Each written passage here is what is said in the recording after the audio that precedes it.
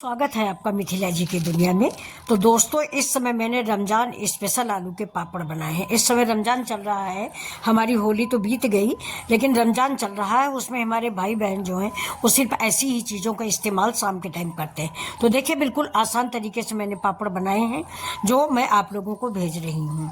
तो ये देखिए, पापड़ आसानी से, बहुत आसानी से बन गए हैं। और ये देखिए कितने बढ़िया से बन गए हैं। बहुत ही पतले और बहुत करारे और बहुत क्रिस्पी पापड़ बन के तैयार हुए हैं।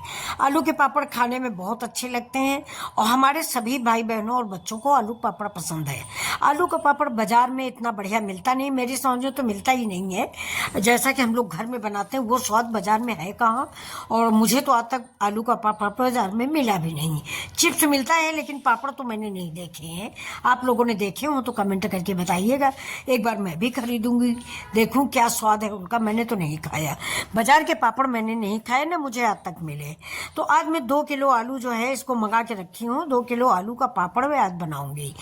और ये रमजान के लिए मैंने बनाया है, रमजान स्पेशल। जो लोग रमजान में हम लोगों को बुलाते हैं या हम लोगों को ईदी देते हैं, उनके लिए हमने ये पापड़ बनाए हैं और हम उनको देंगे। वो हमारे रिलेटिव हैं। तो ये देखिए, ये मैंने आलू 2 किलो उबाल लिया है। उनका रमजान होता है, उनका व्रत होता है ना, तो अगर हम पापड़ बना देते हैं या चिप्स बना देते हैं तो अच्छी बात होती है, सब प्यास लगती है ऐसे में। वो लोग बहुत महान है जो ये रमजान का व्रत रहते हैं। हमारे सनातन धर्म में तो कहने की बात नहीं, एक दिन का व्रत रहना मुश्किल हो जाता है। अब ये देखिए, मैंने आलू धो लिया है। आलू धो के इसको उबालेंगे। इसमें सिर्फ हम थोड़ा सा नमक डालेंगे और बाकी कुछ भी नहीं डालेंगे। नमक इसलिए डाल देते हैं कि हल्का सा आलू के अंदर प्रवेश कर जाता है। और नमक भी हम फलाहारी डालेंगे क्योंकि हमारा भी फास्ट होता है मंडे ट्यूसडे, तो हम लोग भी खा लेते हैं इसको।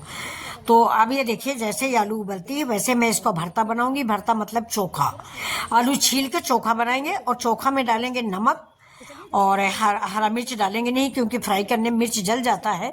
और जीरा डालेंगे दोस्तों, लेकिन जीरा पहले मत डालिए, नहीं तो रंग जो है काला हो जाता है पापड़ का। पापड़ बनाने के समय डालिए।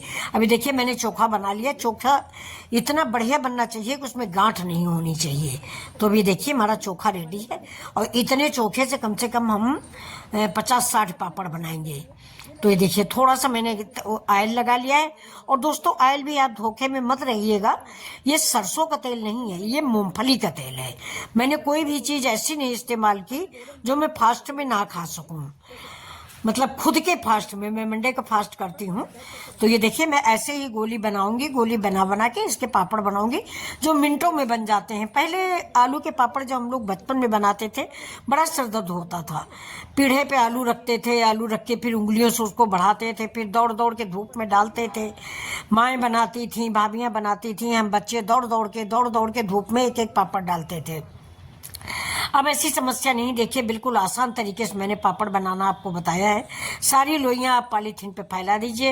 एक तख्त पर धूप में पॉलीथीन फैलाइए। पॉलीथीन में हल्का सा तेल लगा दीजिए, यानी मूंगफली का तेल। उसके ऊपर ऐसी ही 50 गोलियां एक साथ बना के रख दीजिए।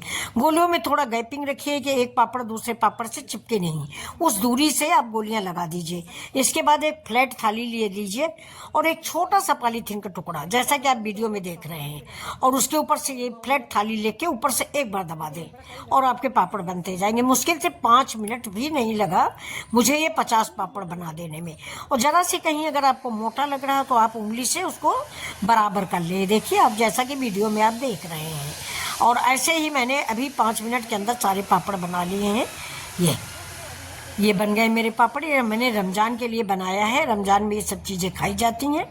और हमारी होली तो बीत गई दोस्तों, अब रमजान की बधाई है, रमजान की मुबारकबाद है। तो चलिए, ऐसे ही हम सारे पापड़ बना लेते हैं। इसके बाद फिर इसको हम तेल में डाल के फ्राई करते हैं। और फ्राई आलू का पापड़, वैसे भी गर्मी आ गई, शाम के टाइम कुछ खाने का मन करता है तो आलू का पापड़ है, आलू का चिप्स है, साबूदाना है। क्योंकि अब प्याजी पकौड़ी का ज़माना चला गया, मतलब तेल अब खाने का मन नहीं करेगा गर्मियों में। पापड़ में थोड़ा तेल कम लगता है। प्याजी पकौड़ी, कटहल की पकौड़ी, इसमें सब में तेल बहुत लगता है। तो पकौड़ियाँ जाड़े में दोस्तों ज़्यादा अच्छी लगती हैं। प्याजी पकौड़ी, पालक की पकौड़ी, ये सब जाड़े में तेल की चीज़ें ज़्यादा अच्छी लगती हैं। अब तो तेल देख के गर्मी लगती है। लेकिन अब ये देखिए, पापड़, ये पॉलीथीन में मैंने तेल हल्का सा लगा लिया, वही मूंगफली का तेल, ऊपर से फ्लैट प्लेट जो है इसको दबा देंगे और दबाने के बाद ये देखिए पापड़ रेडी है। पॉलीथीन फिर उठा लेंगे। पॉलीथीन को आप सिर्फ इतना याद रखिएगा कि आपने तेल किस तरफ लगाया है, जिससे पॉलीथीन में आलू का पापड़ चिपके नहीं। अब देखिए मेरा 50 पापड़ बन गया। ये देखिए 2 किलो आलू में 50 पापड़ करीब करीब बना हुआ है। ये मैंने गिना नहीं, लेकिन लगभग 50 पापड़ है। और अब इसको देखिए 1 दिन में सूख जाएगा। अगर आपके यहाँ बिल्कुल भी धूप नहीं आती तो आप पंखे की हवा में सुखा लीजिए। पंखे की हवा में बहुत जल्दी सूखते हैं और धूप में और पंखे की हवा सुखाने में कोई फर्क नहीं होता है। मेरे पीछे भी देखिए बहुत सारे पेड़ पौधे हैं, इसलिए थोड़ा मेरे बरामदे में भी धूप कम आती है, रुक रुक के आती है। मतलब जैसे सूरज आँख मिचौली खेले, इस तरह से धूप आती है। तो पत्ती से बाहर निकला सूरज तो दिख गया, पत्ती के बाहर गया तो फिर धूप बंद हो गई।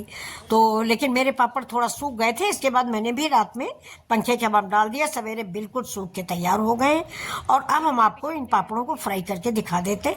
अब देखिएगा, अब इन पेड़ पौधों को जस्ट, लेकिन यही पेड़ पौधे हैं जो हमें गर्मियों में आराम देते हैं, वरना बरामदे में हम बैठ नहीं सकते, इतनी धूप आ जाती।